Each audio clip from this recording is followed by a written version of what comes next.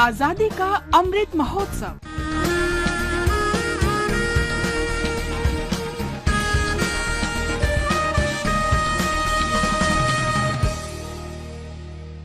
आजादी का सफर आकाशवाणी समाचार के साथ। आज का दिन यानी 28 मई महान राष्ट्रवादी विनायक दामोदर सावरकर की जयंती है। उनका जन्म 28 मई 1883 को नासिक में हुआ था।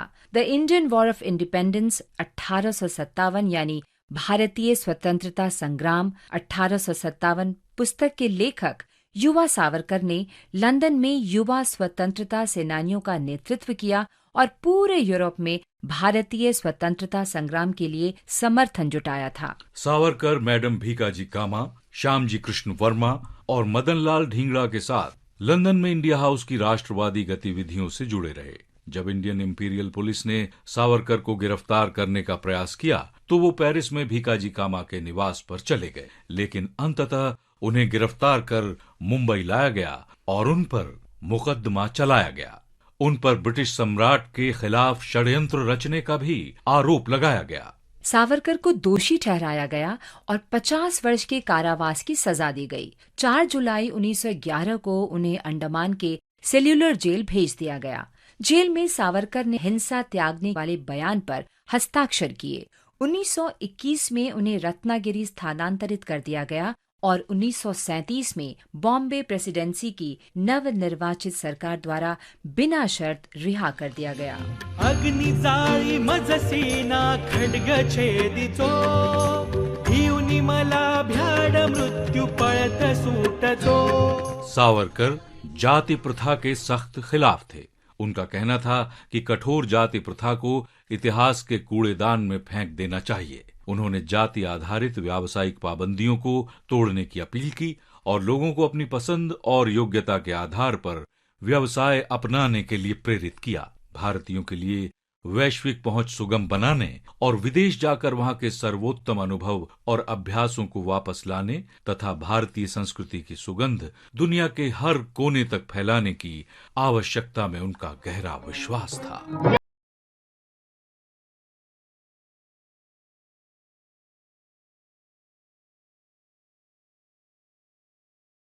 जातियों के लोगों के साथ भोजन करने को लेकर समाज में स्थापित वर्जना तोड़ना चाहते थे। उन्होंने अंतर्जातीय विवाह को भी बढ़ावा दिया और एक वैज्ञानिक नजरिया विकसित करने पर बल दिया। 26 फरवरी 1966 को सावरकर ने अंतिम सांस ली। महान राष्ट्रवादी नेता विनायक दामोदर सावरकर को आकाशवाणी समाचार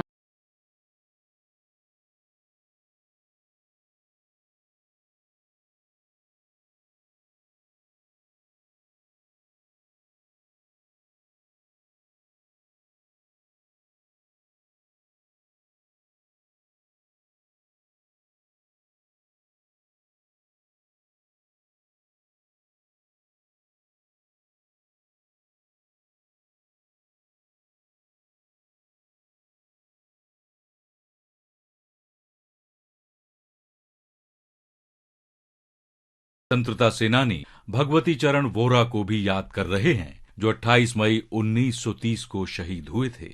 महान क्रांतिकारी भगत सिंह के सहयोगी भगवती चरण वोहरा की पत्नी दुर्गा देवी वोहरा भी क्रांतिकारी आंदोलन से जुड़ी थी।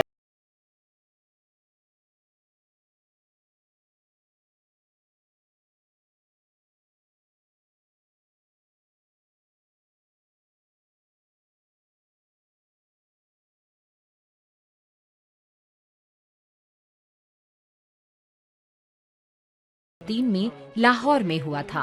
वे स्कूल और कॉलेज विद्यार्थी के रूप में ही असहयोग आंदोलन में शामिल हो गए थे। सचिंद्रनाथ सान्याल के लेखों से प्रभावित होकर वे नेशनल कॉलेज लाहौर में पढ़ने के दौरान ही क्रांतिकारी आंदोलन और राजनीति से जुड़ गए थे। 1926 में भगत सिंह और सुखदेव के साथ मिलकर भगवती चरण ने नौजवान भारत सभा का गठन किया। ब्रिटिश प्रशासन ने 1928 में मेरठ षड्यंत्र मामले में भगवती चरण की गिरफ्तारी और उनके घर की तलाशी का वारंट जारी किया, जिससे बाध्य होकर उन्हें भूमिगत हो जाना पड़ा। भगत सिंह और उनके साथियों को जेल से निकालने में सक्रिय भूमिका अदा कर रहे भगवती चरण ने अन्य सहयोगियों के साथ मिलकर उन्हें छुड़ाने की व्यापक योजना बनाई। इस योजना को जल्द से जल्द अमल में लाने की कोशिश में उन लोगों ने रावी नदी के किनारे घने जंगल में नए विकसित बम का प्रायोगिक परीक्षण करने की कोशिश की। 28 मई 1930 को परीक्षण के दौरान बम भगवती चरण के हाथों में ही फट गया और वो बुरी तरह घायल हो गए और उनकी मृत्यु हो गई। हंस के रुखसत करो हमको ऐ साथियों, पूरी करने हम अपनी कसम चल दिए। भगवती चरण के क्रांतिकारी उद्देश्यों को उनकी पत्नी दुर्गा देवी ने आगे बढ़ाया और पूरे समर्पण के साथ स्वतंत्रता आंदोलन के लिए काम करती रहीं। महान क्रांतिकारी और स्वतंत्रता सेनानी भगवती चरण वोरा को आकाशवाणी समाचार का शत शत नमन। और अब आजादी का सफर आकाशवाणी के संग की ये कड़ी समाप्त होती है। कल फिर मिलेंगे अगली कड़ी के साथ।